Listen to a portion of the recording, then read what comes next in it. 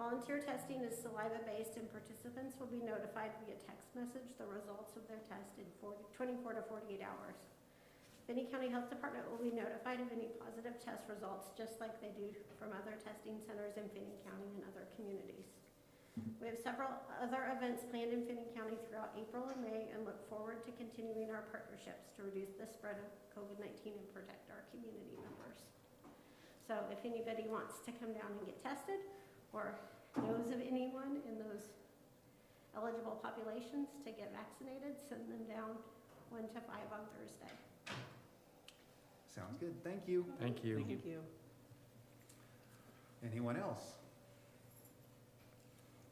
All right, item number 6A. Item number 6A, the governing body is asked to consider a request from Cecilia Douglas, Grant Development Manager at Kansas Children's Service League, to allow the mayor to proclaim April 2021 as Child Abuse Prevention Month. Do you want to come forward and speak?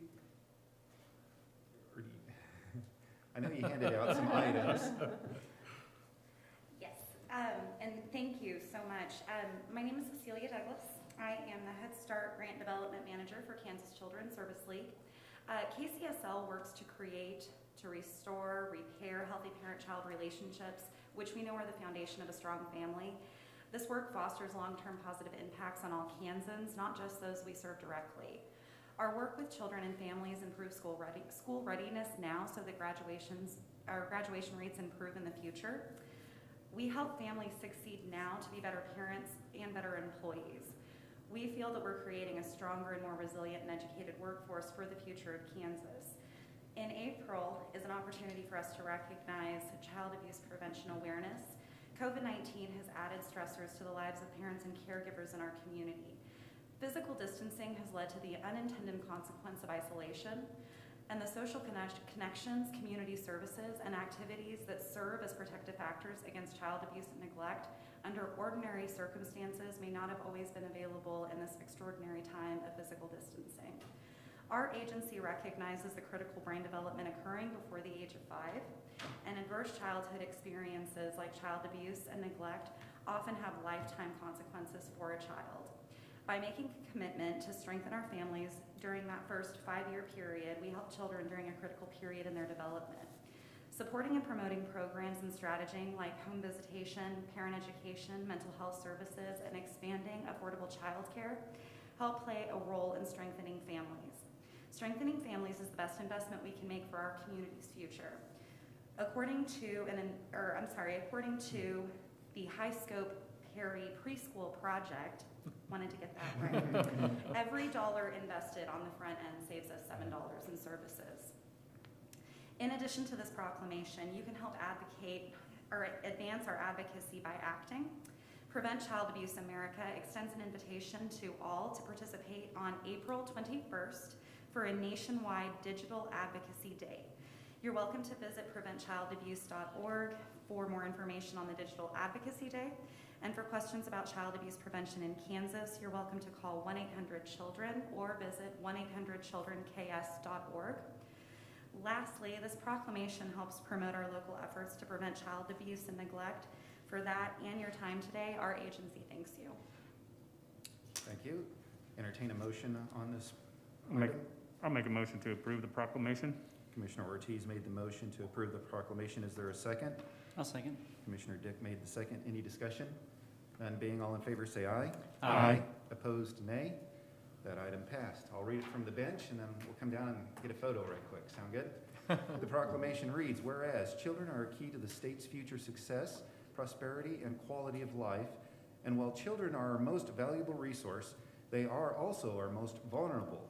And whereas children have a right to be safe and to be provided an opportunity to thrive, learn, and grow, and whereas child abuse and neglect can be prevented by supporting and strengthening Kansas families, thus preventing the far-reaching effects of maltreatment, providing the opportunity for children to develop healthy, trusting family bonds, and consequently building the foundations of communities. And whereas prevention happens in partnership, we must come together as partners so that the voices of our children are heard by all, and we are, as a community, extending a helping hand to children and families in need.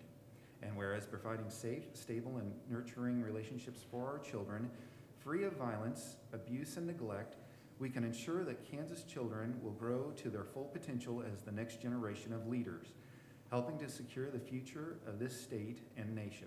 Now therefore, I, Roy Cessna, Mayor of the City of Garden City, Kansas, do hereby proclaim April 2021 as Child Abuse Prevention Month in Garden City and call upon all citizens, community agencies, religious organizations, medical facilities, and businesses to increase their participation in our efforts to prevent child abuse, thereby strengthening the communities in which we live.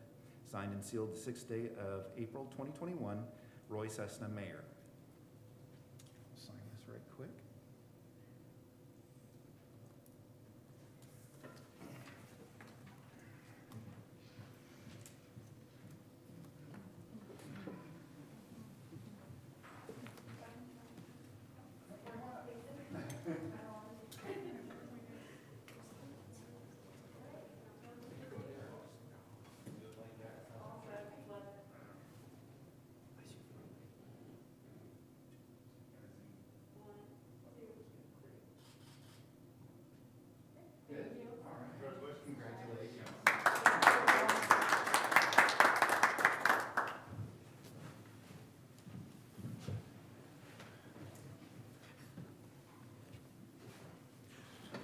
Item 6B, the governing body is asked to consider a request from Alan Shelton, Knights of Columbus, to waive the $100 park reservation fee for use of Stevens Park on Saturday, July 4th, 2021, for the Patriotic Rosary of the Consecration of Our Nation event from 10 a.m. to 2 p.m. Is anybody here from that? Well, Guess I was not. going to ask, did we do this last year? I couldn't remember. I couldn't find it on my, Not last year, but the year before. the year before. Okay. I move that we waive the $100 park reservation fee for the use of Stevens Park on Saturday, July 4th, 2021 for the Patriotic Rosary of the Consecration of Our Nation from 10 o'clock a.m. to 2 o'clock p.m. There's been a motion. Is there a second? By Commissioner Henry? I'll second. There's been a second by Commissioner Euler. Any discussion on that item? None being, all in favor, say aye. Aye. Opposed, nay. That item passed.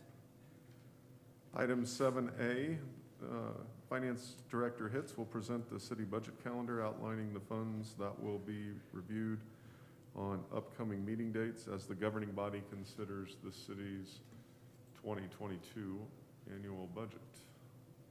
And it's attached in your memo. I don't know that there is necessarily a presentation, but the next 6 meetings for sure will begin outlining all of the funds, and then there's some proposed dates for publishing the notice of public hearing. That can move and slide if we run into some difficulty, but you can kind of plan your calendar accordingly. Item 7B, yesterday I attended the county commissioners meeting. The county commission did approve a resolution placing a item on the August 2021 ballot that would reauthorize an expiring 25-cent sales tax. It's for a specific use now, the juvenile center. The new use would be for property tax stabilization, and I think the language that was attached is what was approved.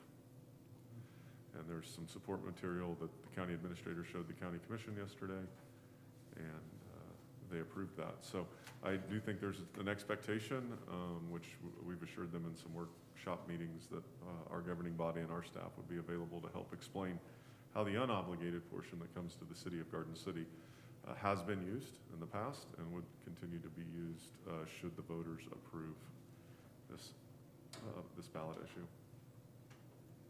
Okay. Item C is just a customary correspondence from Cox Communications, and then there's some staff reports in there from the police department and from Service and Finance. If you've got any questions of those, I'd be happy to try to answer them. Any questions? No? All right. Item 8. These are meetings of note. Some of them require RSVPs. Please do those through CLN if you can. I think we're ready for 9A now, which would be the appropriation ordinance. If approved, it would be number 2528-2021A. Mayor, I move to approve appropriation ordinance number 2528-2021A. There's been a motion by Commissioner Euler. Is there a second? I'll second.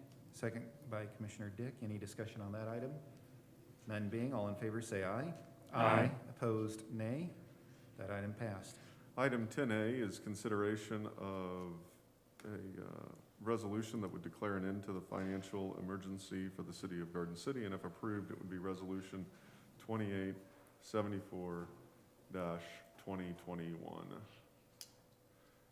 The commission approved a declaration of a financial emergency in,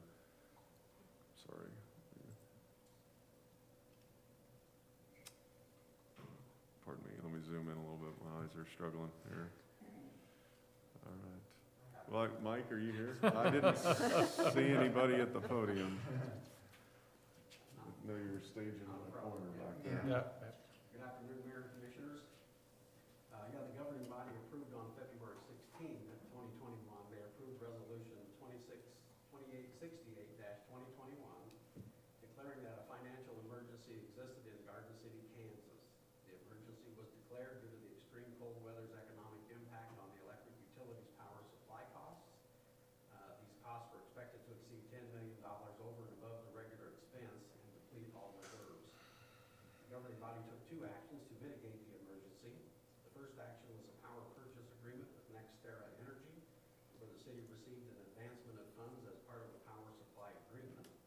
The second action by the governing body authorized the application of a state of Kansas loan in the amount of $10,074,199.15, which was approved by the state on March 16th, 2021, and those funds were distributed to the city on March 17th of 2021.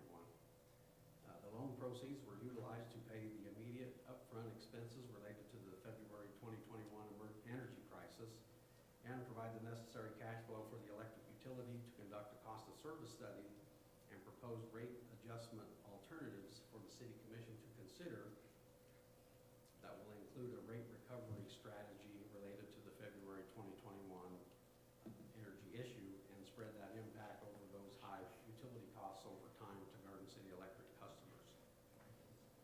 The alternatives would be to approve the resolution or do not approve the resolution, and staff recommends alternative 1.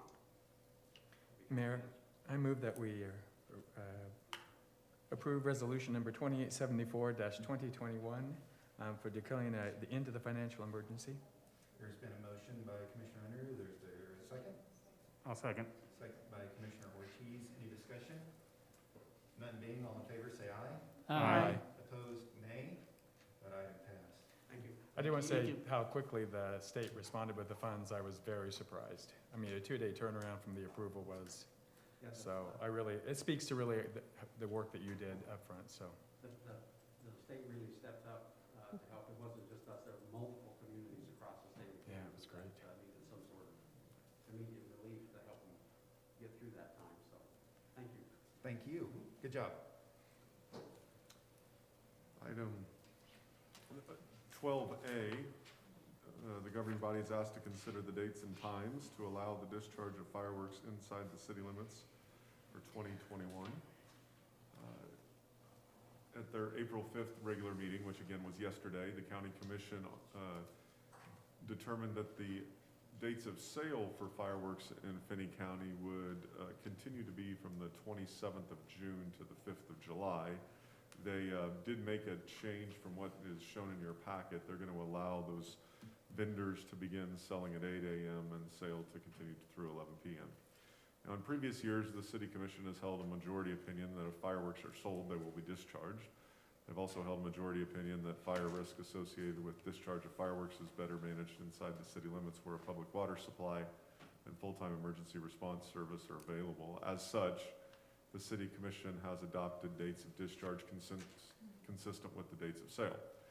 Now, the city and county have also been jointly discussing a reduction in the dates of just discharge in Finney County and City of Garden City for the 2021 year since the summer of last year.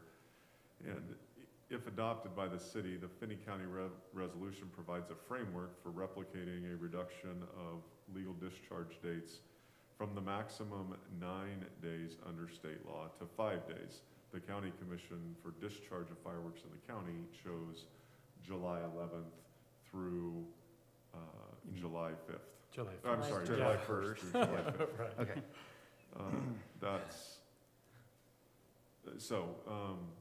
While the dates of sale, so you've got a kind of competing value, while there has been a theory that the dates of sale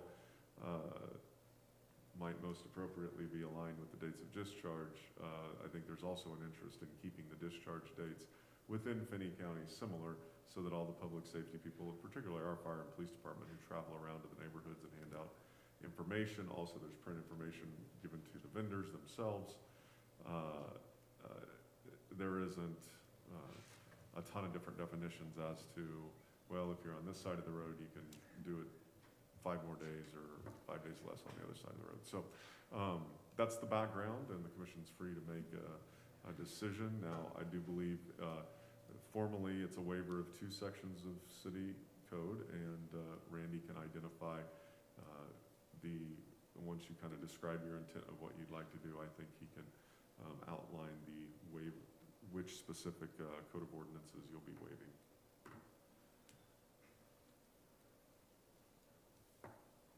Okay, do we want to, It's very similar to what you've done in the past. I've prepared 2 resolutions. I don't know if they're on the bench for you or no. were, because I was asked to do it yesterday.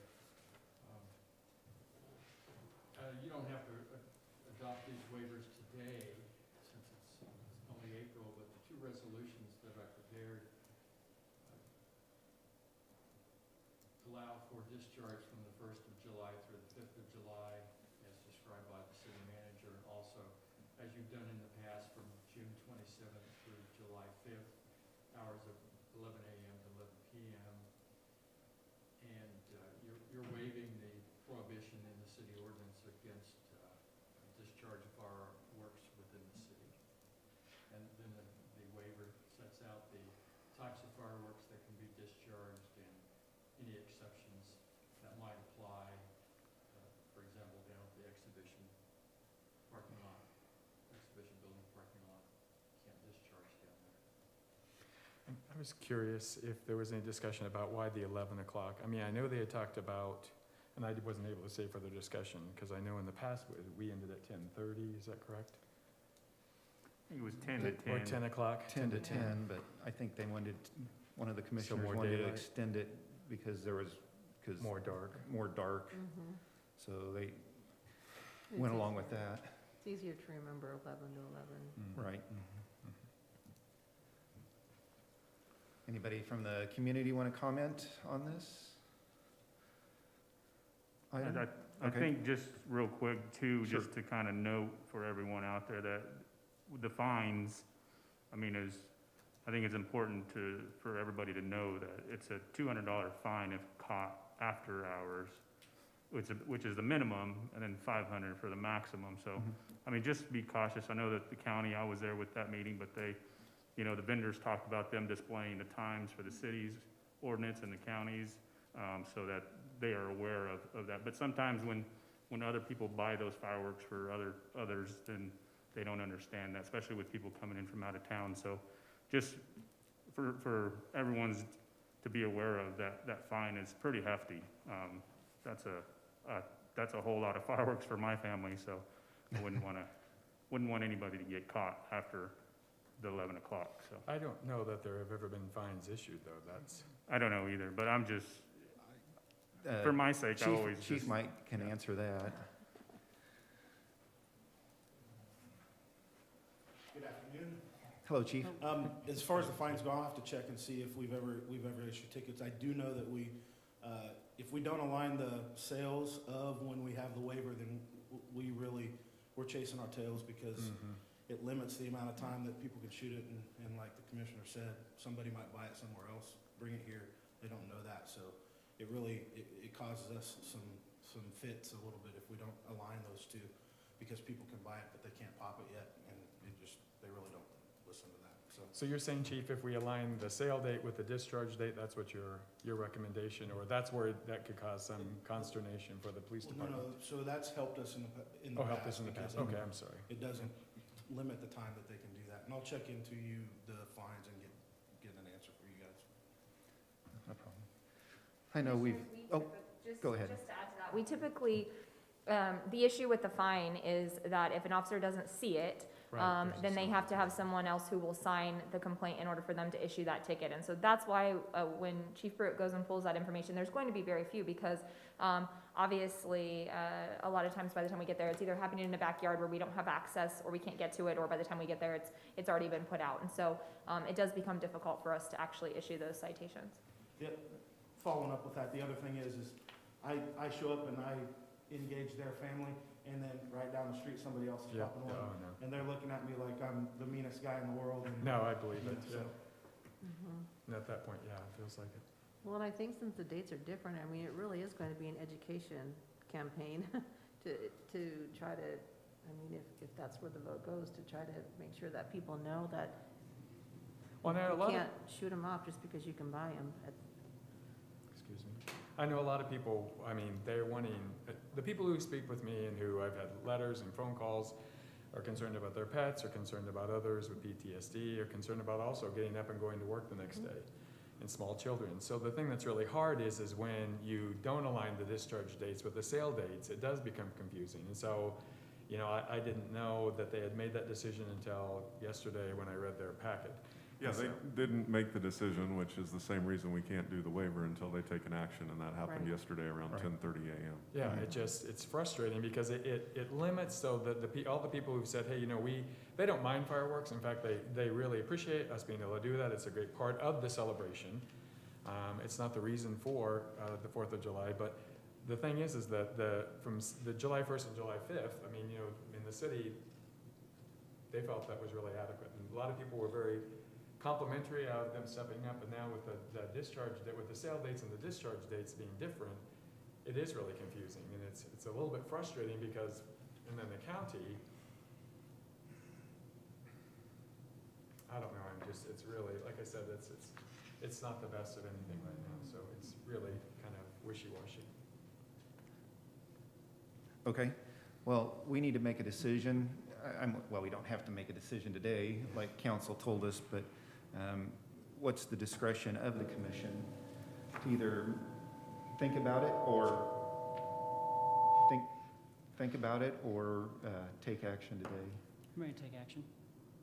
Okay, I move that we adopt the dates and hours of discharge of the City Garden City to match what is approved by Finney County Commissioners, which is July 1st through 5th, 11 a.m. to 11 p.m. there's been a motion by Commissioner Dick. Is there a second on that motion? I'll second. Second by Commissioner Ortiz. Any other discussion on that item? None being, all in favor say aye. Aye. Opposed, nay. Nay. That item, Consistent with the way we've done things in the last few years, action's not taken on anything until you have something in the packet so the public can see the actual okay, resolution, ordinance, or waiver. You're voting on something today that gives us direction on how to prepare the waiver, which Sure. we'll put on the next agenda, and then you can approve it, whether it's on the consent agenda or an action in old business. okay. If that's okay with you. Is that Yeah. okay with you, Mr. Allen? Yes. Thank you. Item 12B, the governing body is asked to consider and approve the goals and strategic objectives for 2021 through 2022, ratifying the work done at its most recent goal-setting retreat. The commission met in February to identify some goals for the coming year. Those have been organized into 6 major headings with an assortment of tasks under each one. I'm not going to read all the tasks, but I will go through the major headings. Improving transportation infrastructure, housing development, proactively plan future utility services, communications strategy for community benefit, and this is a bit of a catch-all. It includes public awareness intergovernmental relations and policy. The business and workforce development, and then parks and recreation, which is kind of all-encompassing of kind of hopeful expansions, improvement of what we already have. There's a Yeah. lot. Yeah, there's a lot of stuff in there. That's a big umbrella. Really So cool stuff, yeah. Yeah. anyway, I think it was a successful retreat, and I do think hopefully the tasks identify with what you remember saying. We tried to turn some kind of one-word, two-word things into a little bit more clear phrases. And then we've got an assortment of senior staff teams assigned to those. While a lot of these touch a lot of different parts of the organization, really these are who would be primarily responsible, and then ones where there's multiple ones listed, that's where we're going to kind of be really intentional about doing the work together.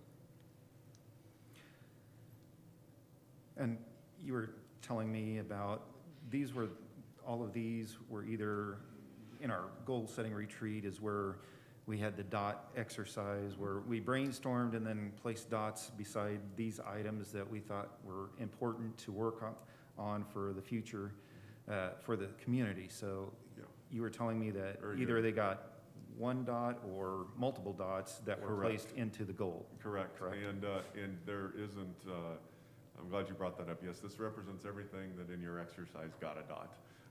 It isn't listed with any, weighted. in any order. Right. If anything, it was maybe reading from left to right as we were assembling this, and as you can kind of remember, that's after our really rapid fire idea spray. And so we were putting big giant sticky notes on the wall anywhere. So the order of these tasks is simply as we were putting that from those documents into a spreadsheet.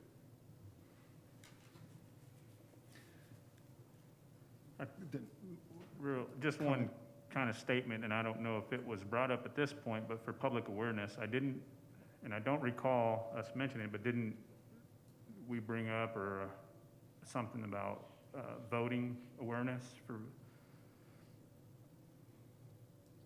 And I don't know if that was in my steering committee. That might have been my steering committee, so I'm juggling probably back and forth, but I think that might be. I don't remember. I don't Okay. remember that. Okay. Yeah. Sorry. Thought I'd bring that up. And 'cause- that's why I mentioned if it received a dot, it got put It into got here, dot, yeah. or multiple votes by our dot Yeah. exercise. So just wanted, when I opened this up, it was like, wow, there's a lot of, Yeah.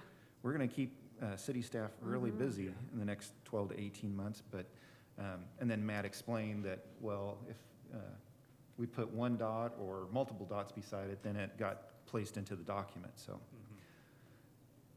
Well, so when we Okay. check off all of these next year, I don't know what we're gonna do after that, so it's- We'll come up with more dots. Well, we might have to resuscitate that, but. Yeah. That's um, right. you No, know.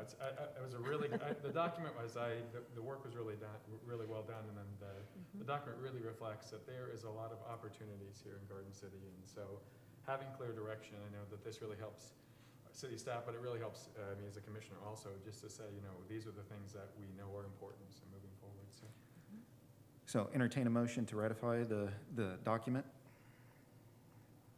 I'll make a motion to approve the 2021-2022 goals and strategic objectives. There's been a motion by Commissioner Ortiz. Is there a second? I'll second. Second by Commissioner Euler. Is there any discussion on this item? None being, all in favor say aye. Aye. Opposed, nay. Passed. Thank you. Thank you. Item 12C, the governing body is asked to consider and approve change order number 6 of the Jenny Barker Road project for $15,050. Mike? Yep, good afternoon, Mayor and Commissioners. The proposed change order is to add a contract line item for water with a quantity of 430,000 gallons. The proposed price is per 1,000 gallons is $35, and that's a KDOT standard set price that they do for this work. This is an estimated quantity of water to allow the watering of newly seeded areas along Jenny Barker Road and the county side roads during the germination process. Watering the seeded areas on the roadway projects is often used to promote the establishment of vegetation quicker. No quantity was included in the watering in the original contract, and we staff believes that the establishment of grass on these portions of Jenny Barker Road is important and would be a worthwhile endeavor. The work applies only to the Jenny Barker Road sales tax portion of the project. The project budgeted, presented to the governing body back on June 2nd of 2020, included a $259,503 of contingency in the budget for the sales tax portion of the project. The sales tax portion of the project has experienced only $11,441 in change orders thus far. With this proposed change order, there'll be remaining of $233,012 that would remain in that contingency fund. Alternatives would be to approve change order number 6 for $15,050, or do not approve the change order, and staff recommends alternative 1. And then, like I stated earlier, if you approve this, the funding would come out of the Jenny Barker Road widening project, sales tax project, and if approved, it would leave a balance of $233.12 in that contingency account. You have to answer any questions if I can. Did you mean 233,000? It'll leave a balance of $233,012. Yeah. Yes. Okay. Sorry. That's okay. Entertain a motion on this item. I move to approve change order number 6 for $15,050. There's been a motion. Is there a second? Second. Second by Commissioner Unruh. Any discussion on this item? None being, all in favor say aye. Aye. Opposed, nay. That item passed. Thank you, Mike. Thanks. Item, let's see, it's 12D, Mhm. is the governing body considering an organizational study for Garden City Fire Department to what is proposed to be a McGrath Consulting Group. Jennifer? Good afternoon, Mayor and Commissioners. We were before you at the last meeting. We asked the mayor to consider appointing someone to a committee to do interviews for consultants that submitted proposals for the fire organizational study. Those proposals were due back to us on March 29th by 5 p.m. We did receive 4 proposals, and they are all attached to your agenda. The mayor appointed Commissioner Unruh to sit in on those committees and to sit in on those interviews. It was myself, Mayor Unruh, Erin Stillwagon, who is the administrative assistant for the fire department. Ali Medina did sit in on 3 of those. She was unable to attend one of them. And then we had 4 firefighters. They were all firefighter 2s. We had Hunter Carson, Bradley Ross, Adam Patterson, and Luke Freeman. And Adam Patterson and Luke Freeman are here today. I did ask that they play a fairly significant role in this, not only participating in the interviews, but I actually had each one of them pick one of the firms to call references on. And since our decision actually came down to references, I think it was really, really awesome that they got to play that role. They got to experience talking to other fire departments and really getting a feel for what the organizational study was going to look like and how they were going to play a big role in that. So with no further ado, I do want to give Adam a chance to talk a little bit about what he found out when he did research on our recommended consulting firm, which is McGrath Consulting. Good afternoon, Commissioner. Really what we found out, it was kind of a weird weekend because of Easter weekend, so we had trouble getting a hold of people. I did get a hold of one person on Friday night, and she had called back, and she was a part of a department up in O'Fallon, Wisconsin, I believe that's where it was. I can't fully remember, but they've used them multiple times for studies for fire departments. They were actually in the transition from going from a 2-station department to a 3-station, so kind of what we are going through and things like that. So she gave really, really good reviews. They've used them multiple times. And then yesterday, I was on my way home from duty and got another phone call from a gentleman and said, I hope I'm not too late. And I said, well, we've already kind of decided, but I'll listen. And he said that they've used them multiple times, had nothing but good reviews. They send multiple firefighters to interview us, talk about what we want to see. And he was also a part of a department that was about like Garden City, 30 to 45 guys going to 50 and 60 guys. So he's worked really well with departments our size. So we thought they were probably the best fit for Garden Cities. So They also, Initially, we're not gonna submit a proposal. Their time frame is typically 5 to 6 months. I had a conversation with Tim, who actually is the head of the fire portion of their organizational study. I explained our situation, and he was more than accommodating and said that they would get started right away and could potentially get finished in about 4 months. So as soon as, if this recommendation gets approved today, we'll have a contract before you at your next meeting. And if that contract is approved, then we'll be preparing data to go to them probably by the 1st of May. Yeah, I did want to say, Mayor, that during the interviews, the firefighters asked really good questions. They were very specific about what they needed and what they wanted. I really appreciated their input. They have insight that a lot of us don't. They asked really great questions about the process and how they were to work with, and then also, they said they want every firefighter heard from. So I think that was kind of this is something that has to happen, and McGrath was one of those who said, yeah, we'll make sure and interview each firefighter. I will say it's Wisconsin instead of, because I married somebody, I married somebody from Wisconsin, and it's Wisconsin. Yeah, so I've learned, I've mended my ways since my in-laws are from there, so I just to make sure, because otherwise you get in trouble, so. And McGrath, didn't they do our study for the police department too? They did. I didn't point that out. They actually have separate No. divisions, Okay. and so another division of McGrath did the police portion. But yes, Okay. and we also used them for the pay study that followed and the Right. evidence audit that followed the police organizational study. So we have used them 3 times. They're not the only consulting firm we've worked with. We also Sure. use Novak Consulting, which didn't submit a proposal on this, but we've used them twice before. I think it's just tuning in to what you need from each study, because the person who you're going to choose is really going to be dependent on what you're looking for. All right. And the way we talked to them too, they actually are gonna lay out kind of a footprint for us as we go. So the next 15 to 20 years, they're gonna take that in consideration and say, this is where we need to keep moving forward to. So that was also another good thing, that's why we chose them. Good. Any other questions? I move that we approve the McGrath Consulting Group to perform an organizational study on the Garden City Fire Department. There's been a motion by Commissioner Unruh. Is there a second? I'll second. Second by Commissioner Dick. Any discussion on that item? None being, all in favor say aye. Aye. Opposed, nay. That item passed. Thank you very much for Thank all you. your work, guys. Thank you. Thank you. Thank you, Good job. Commissioner. Item 12E, the governing body is asked did all they had to to do. consider Yeah. and approve the addition of 4 semi-private cabanas to be added to the Garden Rapids at the Big Pool project. Jennifer? I Or think Aaron, sorry. Aaron's gonna, At the Copa, come on. or any one of the 3 that are, Right. you can kind of mix and match.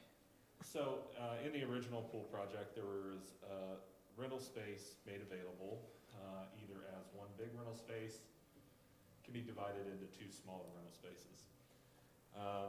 What staff's asking for is the addition of 4 what we call semi-private. What I mean by that is it's got 3 enclosed sides and the front's open. So, a little more intimate space, and we do believe that these would be a highly popular item to have there to rent for birthday parties or family get-togethers, or just so you have your own space,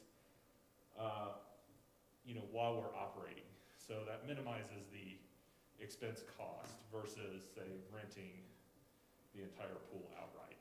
So, and especially from a staff perspective. So this allows, to me, it's a more equitable availability to have party rentals, the open spaces being obviously the lowest end versus semi-private, a little more intimate, so that price is a little bit higher. And we do think they would make a good revenue stream for the pool, and it adds in additional rental space. I know that the commission and from the public that there was a desire for a lot of grass area inside the pool.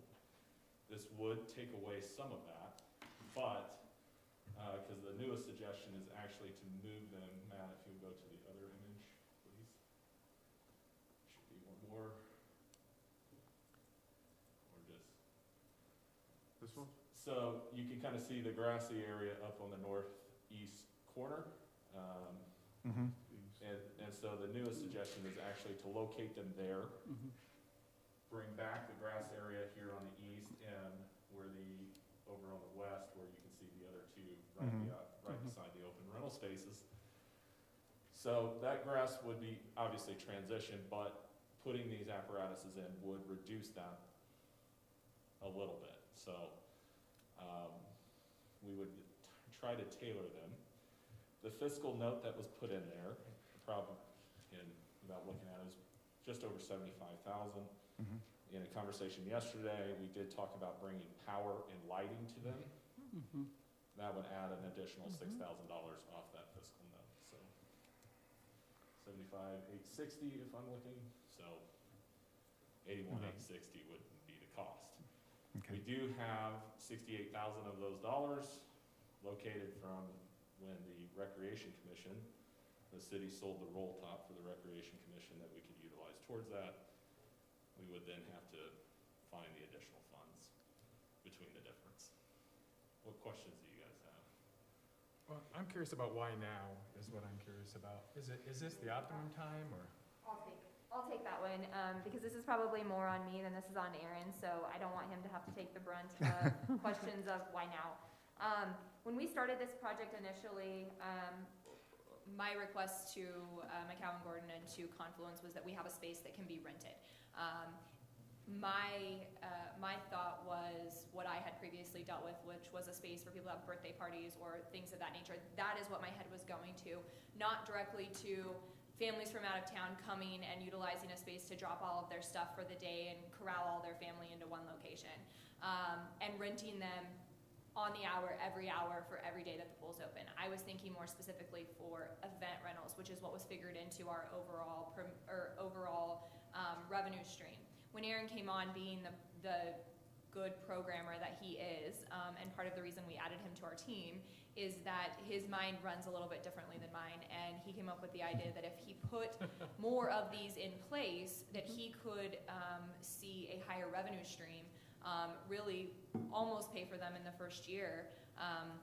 And I started looking, after he brought it up, I started doing research to see what this looked like in other locations, and it's highly popular. Aaron's rates are probably a third to a half of what it is elsewhere, which is incredible. And I do believe that what he's put together is good. So moving that forward, he said, what happens next? We went straight to Confluence and McCowan Gordon and said, is this even possible? You know, we're pretty far down the road. And they said it is, but here are some things that we have to consider about how quickly we can get them done and all of those things. So there is some timing element of it in that, to get footers and all of that stuff. And Todd can probably speak a lot more intelligently to that part than I can. But we do believe that they will be highly utilized, and especially in this first opening season, and within like the first 2 to 3 years, when we see this overcrowding of the facility, we're going to see max capacity over and over and over for the first couple of years. And people are going to be looking for places, especially people who are coming to visit and are planning to stay for the whole entire duration of the day. They're going to be looking for a place to stop all their stuff, and we're going to be making good revenue off of that source. It's a really good revenue stream. Yeah.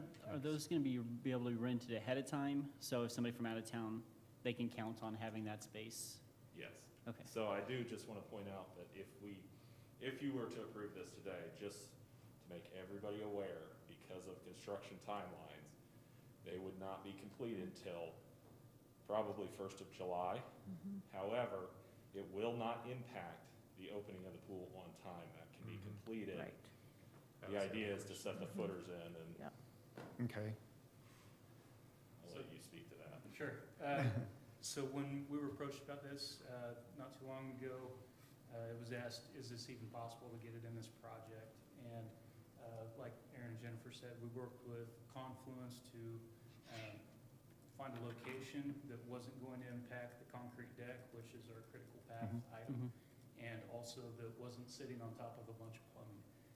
Then that's really the key, because these foundations are very large, and we don't want it to be a future problem, or if 30 years down the road you got to do some maintenance on something, it's just less stuff to tear out. So Terry actually identified that northeast portion, just to the east and to the south of the bathhouse, as a potentially good spot.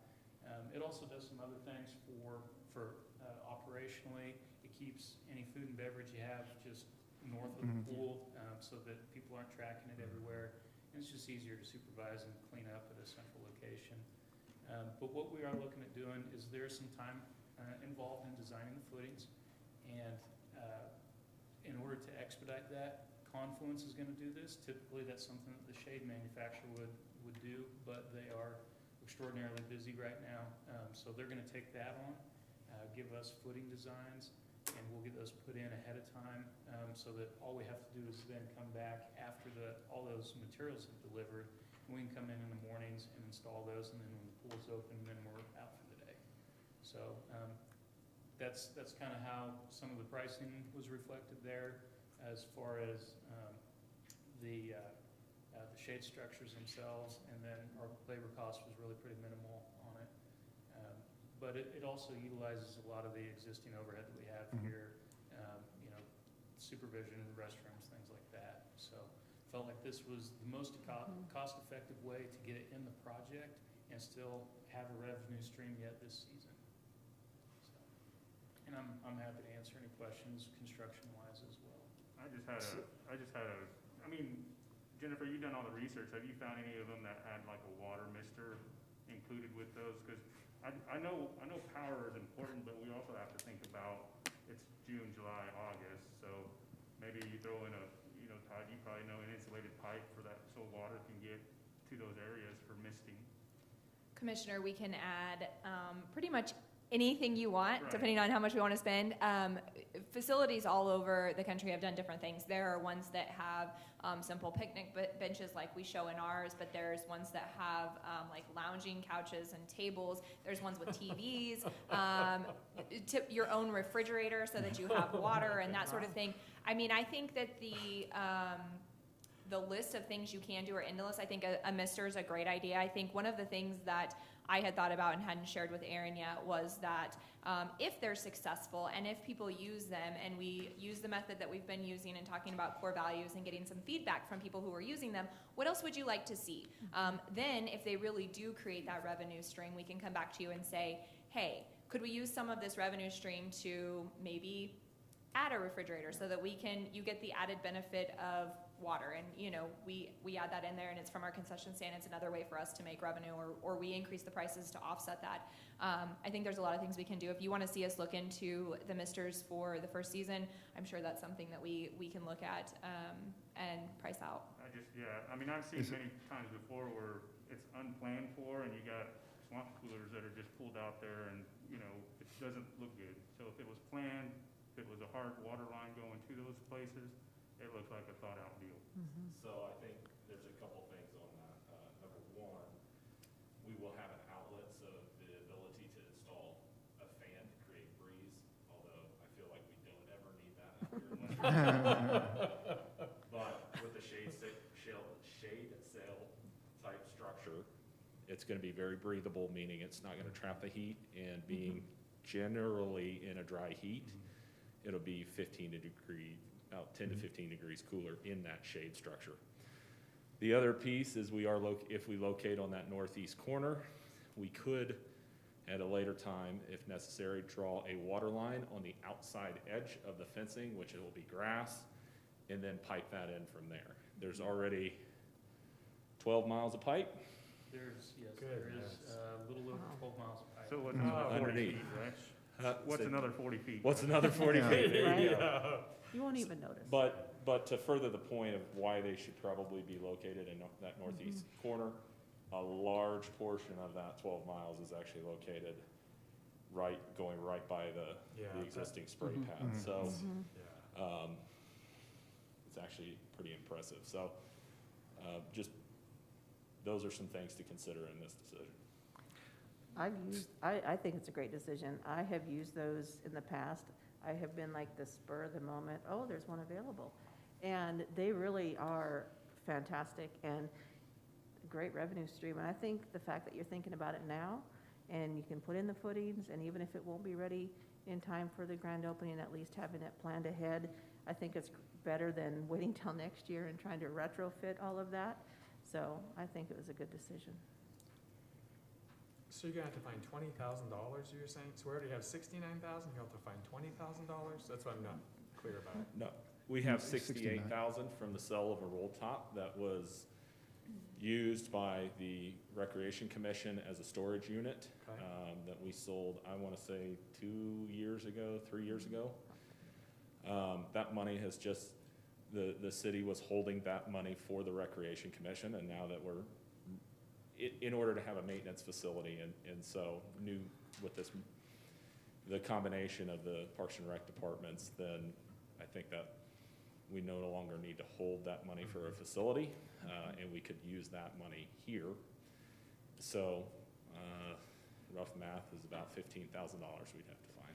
And But just, that's with the electrical, the $11,396 for the electrical outlets for the areas. Yeah. and you're Yes. gonna have a portion of a revenue stream Right. coming in Yes. this year, so you'll have that as well that That you you'll could use towards dedicate it. to that, or? Yep, that we Yeah. could dedicate to that. I mean, Yeah. depending on how it all works out. But the other thing is we found out yesterday that our electric costs, that we had budgeted 150 for are only going to be 50. So we do have a little bit of, after the memo was done, we found that out. So Yeah. there's a couple of things, there's a couple of different avenues that we could use, in order to finalize that out. But it's gonna depend on a couple of other things, that will likely come up before the end of this project.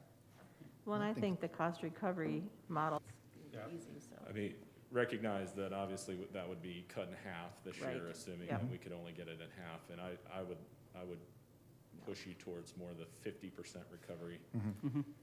Which is still Um, pretty good. Even theoretically, if we only recover at 25%, we'll still pay for them within 3 years, Sure. give or take, depending on what we put in. Right. And so on the construction side of it, you'll have the footers and everything, so, but the materials for setting it up won't come in until later on. then. Correct. Okay. When we were speaking with US Shade last, they were, if we got them approval this week to start with it, and we were looking for right after the 4th of July for delivery of materials, and then just figuring about a week to install, because it's not gonna be a full days that we'll be able to work, but if we can figure on getting one installed per day, and then turn it over, be cleaned up, be out by 12 or 12:30. So it would be sometime that middle of July when they would be up and going. And they will advertise a final delivery date once the order is placed, but that's our tentative date. Okay. I don't like to give permanent dates Sure. when I'm being recorded. No, sure. Except for the sure. opening, So I except have- for Yeah. the grand opening. Except for the grand Right, opening. right. But that's what we're shooting for. But we would be able to get the footings and all that done, so that all that, the messy work, the dirt work, the concrete, setting anchor bolts, all that would be done. And all you would see would be at the top, just a small area where the anchor bolts set, and we'd fill those with pea gravel, so it wouldn't be a trip hazard or anything like that. And then once we install them, then we get the pea gravel out and set them, and Okay, there's just a little bit of concrete that would go then. Sure. So, all right. So the shade structures for the picnic area were already in the design, right? yes, Mhm. yeah, all Yes, the shade yes. structures. Okay, so you're just talking about the floor. Mhm. Yes. Yes. Floor. Right. Capacity. Sorry, I was holding my pen, but, okay. The floor cool bucket. And those are how big? Looks like 18 by 20 Mhm. foot. It's a lot of, The lot new of square ones, foot. Right. But Yeah. that's I mean, they're pretty good size. You can fit a couple of picnic tables in them Yeah. and still have room to walk around. And I think it'd be a great event for a birthday party. Yes. I know that would be something that our family would utilize, Mhm. certainly, if that was available. And it's a nice size for a decent amount of people, so. And both rental spaces would include your entry into the pool. So that fee encapsulates, 10, 20, however many are allocated for that particular area, entry into the pool. Okay. So that's one fee. And I appreciate the northeast location. I mean, much Mhm. more than Yeah. right by the splash pad. I think that could be. Entertain a motion on this item? I move to approve the addition of 4 cabanas to the Garden Rapids at the Big Pool project. There's been a motion by Commissioner Euler. Is there a second? I'll second. Second by Commissioner Dick. Any other discussion on this item? None being, all in favor, say aye. Aye. Opposed, nay. That item passed. Thank you, guys. Thank you. thank you.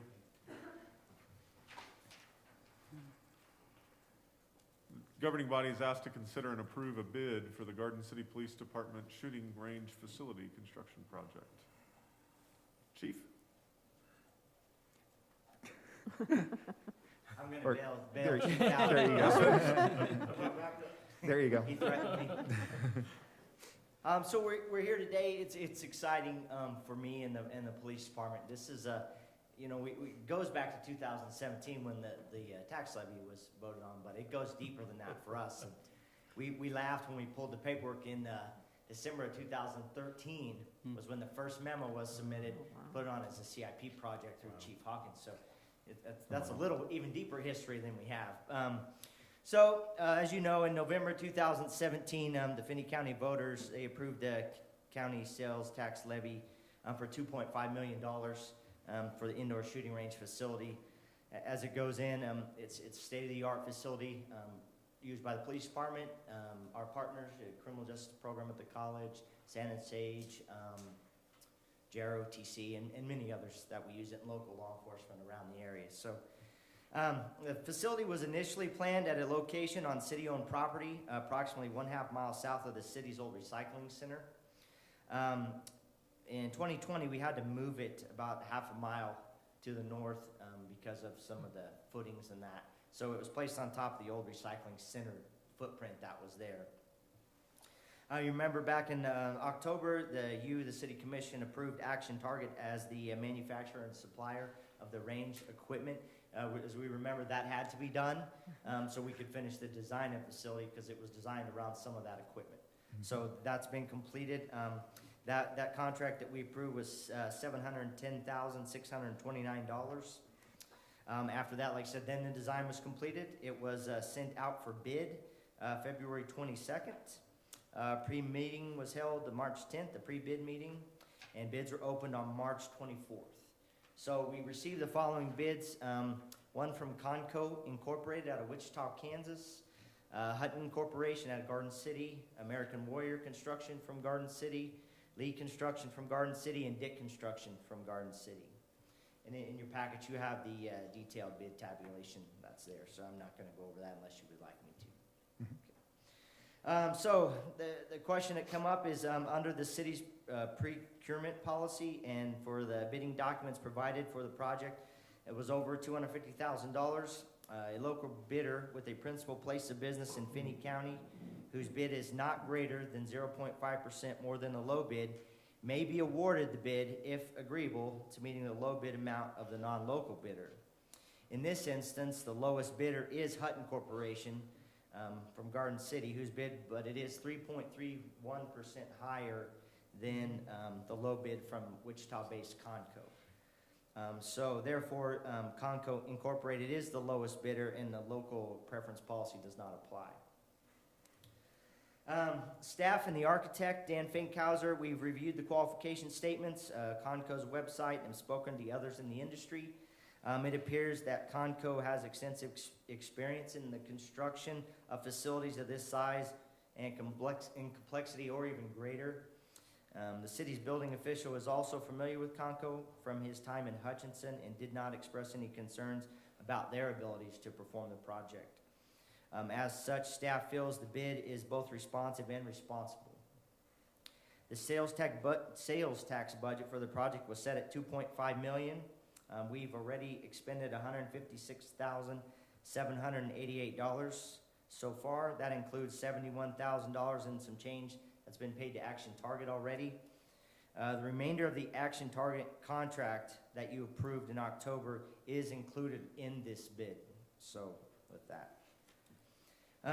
There are some additional fees that Adam and them are expecting, some professional service costs, some on-site geotechnical, utility fees, water well drilling, and those things. So they're estimating that about $50,000 additional. With the low bid of $2,400,741, the total project cost is $2,607,529. Ooh, what did it say that again? So that's an increase of, puts us over budget, $107,529 from the original budget of $2.5 million.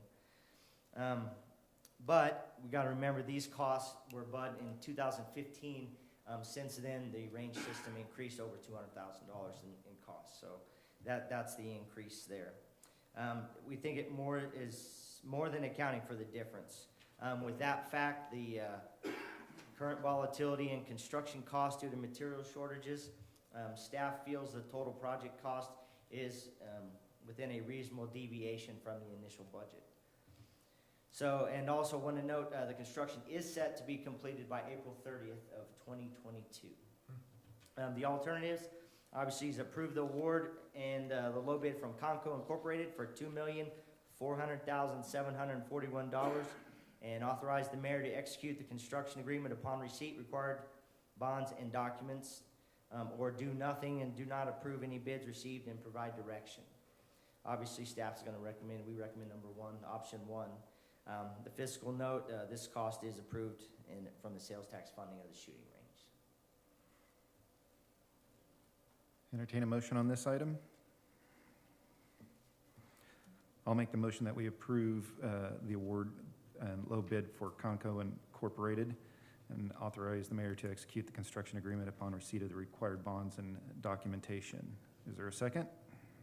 I'll second. Second by Commissioner Ortiz. Any other discussion on this item? Yeah, I do have some questions. So the 107,000, which, I mean, I agree with the way costs have jumped up and down, especially around professional policing. So how are we going to make up that additional 107? Does that come out of the sales tax? I mean, it will just come out? It does. Okay. Sales tax collections have outpaced Okay, good. projections, and so, I mean, kind of like the zoo project, that I think there was a portion, or maybe even all of that maybe exceeded initial estimates. Jenny Barker Road was really close. The tax coming in, the budgeted amount was a budget in kind of do these approximations of what we believe each of these things might cost, fit within what we believe to be the proceeds we're going to receive over the next 15 years through the sales tax. And so the estimates are pretty close. This one being, again, within 100,000 is safe. Collections have definitely outpaced that. The way the sales tax was set up, after fire station construction, there's a planned additional amount that will help for the operation of the third fire station in the final years of the sales tax. So that ends up becoming kind of the balancing number and the squishy number. And if it got way off, like in a bad way, way off in a bad way, you know, you could potentially delay the opening and getting into that operational cost of the fire station. But right now, everything's definitely on pace, and actually collections are ahead. So we've got even some cushion in there. Well, I appreciate the due diligence that you spent for picking someone who really knows their stuff, and this is a very important facility, I know, for not only for you, for all of us, so to keep you well trained. So thank you for your due diligence. I'm sure it's not easy, so. All in favor say aye. Aye. Opposed, nay. That item passed. Item G, the governing body is asked to consider and approve 2 appointments to the Local Housing Authority Board, 1 new appointment and 1 reappointment, with an authorization to serve a third 3-year term. All right. Is Kim here? Kim is not able, Okay. Kimberly is not able to attend today. She had plans. I'll but- take care of Ms. Hohage's item. They've identified 1 new person, and then the reappointment of Jennifer Brock. Past practice has had the commission limit advisory board members to 2 3-year terms, and so they're asking you to make that exception for Jennifer to serve another term. The other person that they're recommending is Lola Wilson, and she would fulfill the person on the board who is also a resident of the facility. Entertain a motion on this item. So are these motions done simultaneously, or is it 2? I think you could do it either way. Okay. Yeah, that's up to you. We could take them separately if you'd like. I'll just make the motion to appoint Lola Wilson to 3-year term beginning in April of 2021, and to appoint Jennifer Brock for the 3rd-year term. There's been a motion by Commissioner Ortiz, second by Commissioner Unruh. Is there any discussion on this item? None being, all in favor say aye. Aye. Opposed, nay. That item passed. All right, thank you. And Thank then you. This is a board appointment as well. This is to the Cultural Relations Board, and the recommendation is to appoint Haley Evans to the vacant position that expires in 2023. Entertain a motion on this item. I move to appoint Haley Evans to the vacant position that expires December 2023. There's been a motion by Commissioner Euler. Is there a second? I'll second. Second by Commissioner Dick. Any discussion? I did want to just ask the makeup of the cultural relations, and I did get a chance to email Ally before, but, so can you talk just a little bit about the makeup of the Cultural Relations Board? Just, I was going to look it up on the website, and I didn't get a chance before I. Sure, and we do look at percentages of community members. I know right now we are short 4 members, so we are actively going to be recruiting for those, to fill those vacant spots. So we do look at the percentage of our population, but right now we are definitely not representative of that, just due to those vacancies. And while you have a captive audience and people watching, could you, I don't want to put you on the spot, but would you know those 4 different vacancies, or, I mean, who you're looking for specifically? Sure. Right now, we typically are looking for a member of our Somali community. We will be working with the police department because I know that they hold regular meetings. So that is a population group. We've usually had Burmese. We currently have Vietnamese community represented right now. But those are the 2 that we typically are actively recruiting for. Okay. Good to know. Good to know. Thank you very much. So there's been a motion and a second. Any other discussion? None being, all in favor say aye. Aye. Opposed, nay. That item passed. Item I, consent agenda. Item I, if you don't wish to pull any of the items off, would be 1 through 13. And I do believe Commissioner Ortiz has asked that the minutes would reflect that he's abstained from number 4. Correct. Entertain a motion on this item. I move to approve the consent agenda items 1 through 13. There's been a motion to approve the consent agenda by Commissioner Euler. Is there a second? I'll second. Second by Commissioner Unruh. Any other discussion on this item? None being, all in favor say aye. Aye. Opposed, nay. That item passed. Very good. No other business to come before the commission. We're ready for commissioner reports. Commissioner Euler.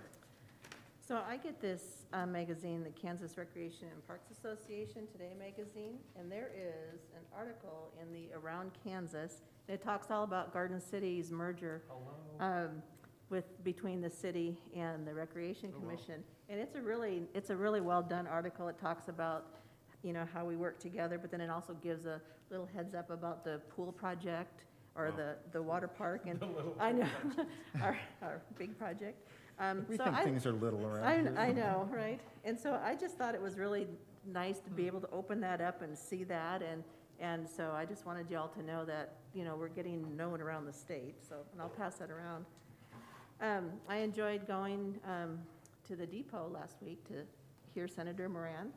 It's always nice when a member of our delegation can come here and visit with us and talk to us about some of the things going on in DC.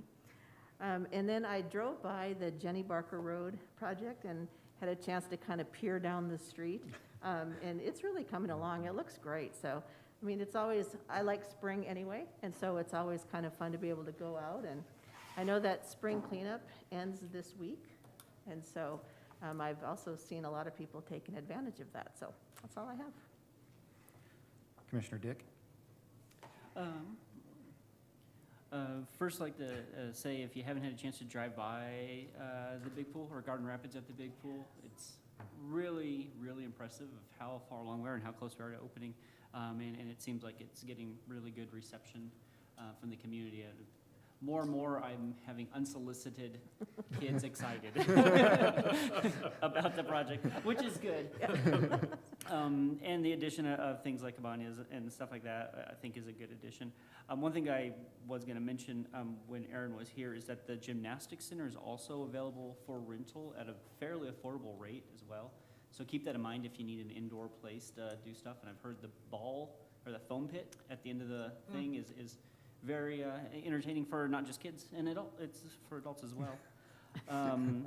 Also, was glad Senator Miranda came out. I was able to attend at the airport He was very impressed with the progress we have there, and Rochelle, she did a great job with the presentation and the new terminal project that's on track there.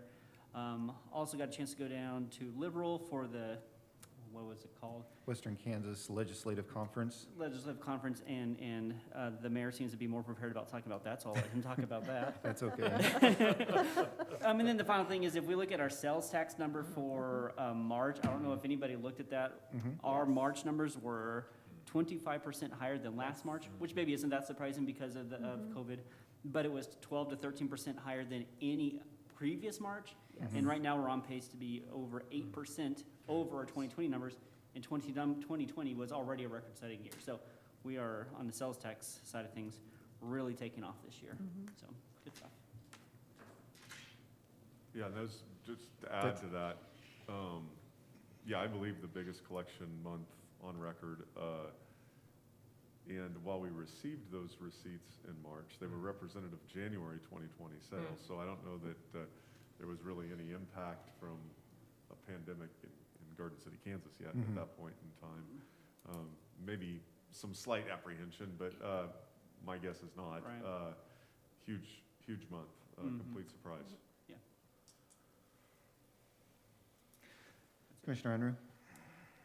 So I wanted to start with just congratulating Chief Pruitt on his appointment, and we're excited to have him as chief. And I know that they do really great work, and I know there was a tragedy just the past couple of weeks in Garden City. But you know, I really appreciate that they're there protecting everyone, and really how they really respond to people has made a big difference. And so I've had lots of compliments about how they responded in many ways. And so, Chief Pruitt, I appreciate you and your department. I didn't think I was going to have a lot of fun at the organizational development study for the fire department, but our firefighters, they're really sharp.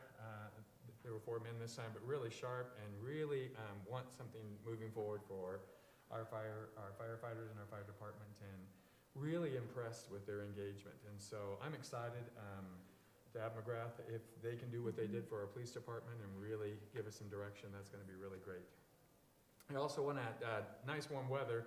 So I know a lot of people are turning on your sprinklers, and you know, a lot of the reasons for why we did the big pool was one of the big shockers was the amount of water lost. And you know, individually, we can lose a lot of water with our own personal sprinkler systems, especially if you have leaks that you don't know about. So make sure when you turn your sprinkler systems on and off, make sure you're paying attention to that. We do have those water rebate still, the controllers, I know that's still available. But you know, with nice weather, and again, you know, thinking about how we're going to keep our lawns nice, just really paying attention to water. That's our biggest user of water. And not that I don't like a nice lawn, just really think about what that looks like. I do want to encourage this weekend is the Outrun Childhood Obesity Run, and so it's going to be a lot of fun. If you can still register, and you can get your shirt later if that's what you run for. I don't run just for t-shirts, although they are nice, and the things that they do give through that run is excellent. But the cause for this is excellent. It really funds children's programs for young people who are either struggling or else do not have the funds to really participate. So I know that Commissioner Ortiz, we're going to be there. We're not racing, are we? Yes. We're racing. Yeah, we're racing. I'm excited about that now.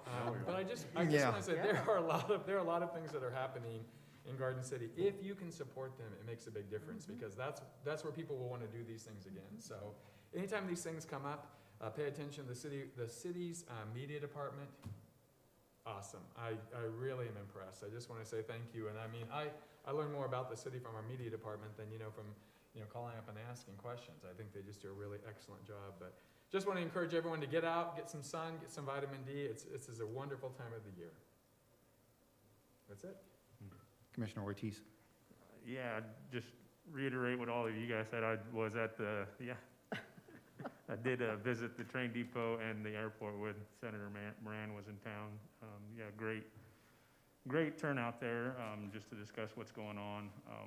Also, just like Commissioner Dick had said about the big pool, and then Commissioner Euler said about the projects that Jenny Barker are moving right along. So thanks for all the hard work and dedication that staff and organizations have done to get that going and moving smoothly. So also just like to give a couple of shout outs, because today's my sister's birthday, and, she's 25 months older than me, and I won't tell you how old I am, but, so my sister Sylvia, if she's watching, happy birthday. I know at the county commission meeting yesterday, they sang happy birthday, but we won't do that. Also, just a reminder, everybody knows about the 15th coming up, so it's an important day for me because I'm always procrastinating about getting my taxes done. So if you haven't done it, I'm on the ball to get mine done here on the 14th. So also, just be aware too, just everything going on. People moving about in the city. It's like Commissioner Under said, springtime. It's lovely out. We do have departments out there who also work after hours, and there was a traffic incident that happened on, North Campus Road, and I was happening to, me and my wife were on our walk, and we just happened to walk by that pole. They ran into a power pole, and it was after 5:30, almost 6 o'clock, and that crew was out there, which one of my nephews works on, Jeremy Torres. I'll give him a shout out. Junior Salinas, one of my, neighbor, just boyhood neighbor back growing up here in Garden City, south of the tracks. But they were both out there working, and it just amazes me how they're dedicated to their work, and they keep things going. There was 20 residents, I believe, that were without power that day, but for about 20 minutes is all. So the fast work that they do, and I just commend those departments who are out there working. Parks is looking great, with them mowing and things, getting things cleaned up, and it just looks great. So I encourage people to get out, walk, and grab a breath of fresh air. Go to the zoo. It's great outside. So I think that's all I have. Yeah, it's hard when you go last, but just wanted to mention that I did attend the Western Kansas Legislative Conference in Liberal. Normally, the commission, we have a number of commissioners that go to Washington, D.C., along with the Chamber of Commerce, as well as representatives from the other bigger communities, Liberal, Dodge City, even Hayes. This time, because of issues happening in Washington, the staffers and the representative came out here to visit. Very good day, actually. The staffers were really excited to be out here. Actually, there was discussion about maybe making this kind of an annual event where the staff comes out to Kansas to visit the various communities to get that input locally. There were other smaller communities that were in attendance that could give their input to the staffers of their concerns or comments to the staffers from their community aspect. But speaking with the various legislative staff members, they were really impressed about coming out and visiting and seeing actually what was happening in the communities locally. So hopefully we'll see that in the future where they're coming out here. But a lot of good feedback from the staff on what we normally have seen, or I've seen since I was on the commission, is you go up to Washington, D.C., you sit through their briefings, and a lot of times they're like, well, it's an election year, or this party's in power, or this party's in power, and not much will be getting done at this point. We'll take your concerns or your comments, and we'll see what we can do. But during this time, it was a lot different. It seemed to have a different atmosphere where they were genuinely, well, I shouldn't say genuinely, they were listening, but they were actually saying, well, we'll take that back, we'll do some research, we'll look into how we can help you with these things. So I felt really good about the day and our input. It seemed like they were actually listening and going to come back and actually communicate back with us what they find out. So I felt like it was a good day there. Also, again, working closely, trying to work closely with the county on the sales tax issue, and then of course we'll see how the fireworks works out this year, especially with the different dates and times. But we try to kind of partner so that we're all on the same page here and everything. Again, like Commissioner Euler did say, spring cleanup is continuing this week, so it's another nice thing that the city does provide our citizens, so it just keeps our community looking really nice. And that's one thing when we have people that visit from outside of our community that drive through Garden City, they always comment how nice our community looks and how clean it looks. So again, another thing that the city does just to keep our community looking nice.